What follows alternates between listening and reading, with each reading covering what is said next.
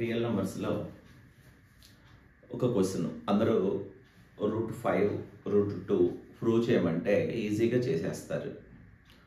కానీ ఇప్పుడు మనకి రెండు ఇర్రేషనల్ నంబర్స్ సమ్ కూడా లేదా డిఫరెన్స్ కూడా ఒక ఇర్రేషనల్ నంబరే అవుతుందని చూపించడం మీకు నేర్పించబోతున్నాను.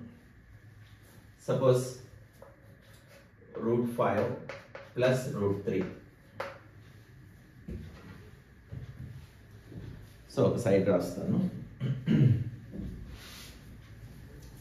√5 ప్లస్ √3 ఒక ఇర్రేషనల్ నంబర్ అని చూపించాలి ఇప్పుడు. సో ఇది మామూలుగా కాకుండా ఎలా చూపిస్తామో చూడండి. అంటే మామూలుగా అంటే రెగ్యులర్గా √2 √3లు మనం ప్రూవ్ చేస్తాం కదా, అలా కాకుండా దీన్ని ఎలా చేస్తున్నాం అనేది చూడండి. ప్రొసీజర్ అయితే సేమ్ ఉంటుంది. First let us assume that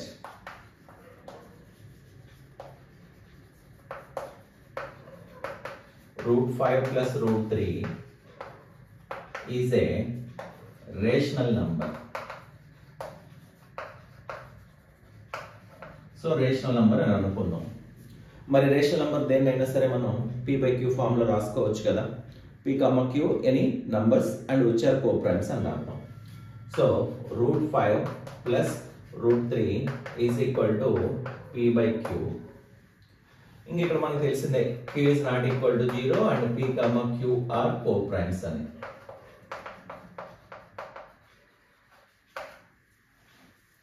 అంటే p, qలు ఏ నంబర్ తోనూ డివైడ్ అవ్వవు, సింప్లెస్ట్ ఫామ్ లో ఉంది అని చెప్తాం సింపుల్ గా. అంటే HCF 1 ఉంటుంది అనమాట వీటికి. ఓకే, కోప్రైమ్స్ అంటే ఇక్కడ రాసిన నంబరు ఇక్కడ రాసిన నంబరు ఏ నంబర్ తోనూ డివైడ్ అవ్వవు. మామూలుగా అయితే ఏం చేస్తాం మనం, స్క్వేరింగ్ అండ్ బోత్ సైడ్ చేస్తాం. ఇక్కడ ఒక మీరు సింపుల్ పని చేయండి. √5 is equal to p/q minus √3 అని రాయండి. ఇప్పుడు సింప్లిఫై చేయండి. అంటే సింప్లిఫై కాదు, స్క్వేరింగ్ ఆన్ బోత్ సైడ్స్ చేయండి. స్క్వేరింగ్ ఆన్ బోత్ సైడ్స్ చేస్తే √5 హోల్ స్క్వేర్ వస్తుంది. ఇక్కడ p/q మైనస్ √3 హోల్ స్క్వేర్ వస్తుంది. సో √5 హోల్ స్క్వేర్ అంటే మీకు తెలిసింది 5 అని. ఇక్కడ a minus b whole square formula apply చేద్దాం. అంటే p²/q² minus plus √3 whole square అంటే 3 మైనస్ 2ab. సో ఇది అర్థమైందమ్మా, a minus b whole square, a² plus b² minus 2ab. ఇప్పుడు ఈ మొత్తంలో నుంచి √3ని సబ్జెక్ట్ గా మార్చేద్దాం. సబ్జెక్ట్ అంటే √3 ఈక్వల్ టు రాసేద్దాం. సో దీన్ని చేయాలంటే చూడండి అమ్మా, ఇక్కడ ఈ మొత్తాన్ని ఇటు వైపు తీసుకొస్తే ఇది మైనస్ 2p/3 కదా, మొత్తాన్ని ఇటు తీసుకురండి. సో 2p√3/q ప్లస్ అవుతుంది. దీన్ని అటువైపు తీసుకెళ్ళండి. p²/q² ప్లస్ 3 ప్లస్ 5 వరకు వస్తే -5 అవుతుంది. So 2p√3/q is equal to p²/q² minus 2 అవుతుంది. నౌ √3ని సబ్జెక్ట్ గా చేస్తే 2p డినామినేటర్ లోకి వస్తుంది, q పైకి వెళ్ళిపోతుంది. దానికి ముందుగా దీన్ని సింప్లిఫై చేద్దాం. p² minus 2q² by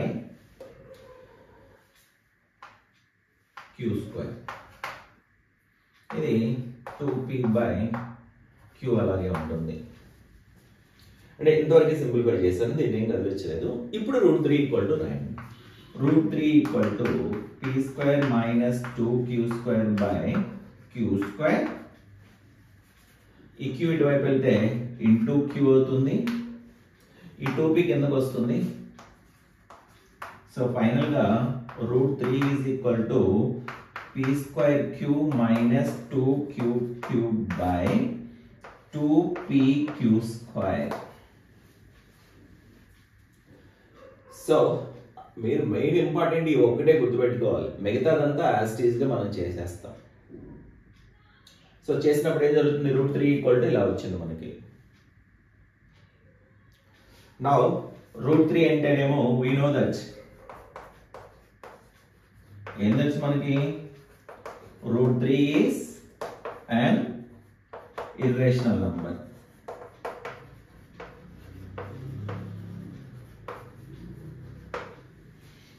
But p square q minus 2q cube by 2pq square is a rational number. గుర్తుపెట్టుకోండి, ఎందుకు ఇది రేషనల్ నంబరు, ఎందుకు ఇర్రేషనల్ నంబర్ కాదు అంటే ఇక్కడ p, q co primes and p, q integers అని తీసుకుంటాం కదా. అంటే ఇప్పుడు p, q ఇంటీజర్స్ తో మీరు ఏ ఆపరేషన్ చేసినా ఎక్సెప్ట్ 0 ఏ ఆపరేషన్ చేసినా తిరిగి మనకు ఒక రేషనల్ నంబర్ వస్తుంది. ఫైనల్ గా కంపల్సరీగా రేషనల్ నంబరే వస్తుంది. సో p, q ఇంటీజర్స్ కాబట్టి ఇది మొత్తం ఏమవుతుంది, రేషనల్ నంబర్ అవుతుంది. Is it true? ఇది ట్రూ అయినా అంటే ఇది ఇర్రేషనల్, ఇది రేషనల్. ఒక ఇర్రేషనల్ ఒక రేషనల్ నంబర్కి ఈక్వల్ అవ్వడం ఎప్పుడు జరగదు. So it contradiction. ఈ కాంట్రడిక్షన్ దేనికి అరైజ్ అయింది, దేనికి రైజ్ అయింది? సో ఇక్కడ మనం √5 ప్లస్ √3 ఈక్వల్ టు ఎజ్యూమ్ చేయడం, ఇది రాంగ్ అవుతుంది. సో ఎప్పుడు కూడా ఈ ప్రొసీజర్లో ఎక్కడ కూడా మిస్టేక్ లేదు. అన్ని మ్యాథమెటికల్ స్టేట్మెంట్స్ యూజ్ చేసి ఈ వాల్యూని తీసుకొచ్చాం. అంటే ఇక్కడ ఎక్కడ మిస్టేక్ లేదు. మిస్టేక్ ఎక్కడ ఉంది అంటే మన అజంప్షన్ లోనే మిస్టేక్ ఉంది. ఏంటా మిస్టేక్? ఇది రేషనల్ నంబర్ అని అనుకోవడమే మిస్టేక్. మరి రేషనల్ నంబర్ అని అనుకోవడం మిస్టేక్ అయితే ఫైనల్ గా ఏం జరుగుతుంది అంటే therefore √5 plus √3 is a irrational number. ఓకేనమ్మా, ఇది అర్థమైంది అందరికి? ఓకే, సో √5 plus √3 ఇస్తే ఇలా చేయాలి మీరు. ఓకే.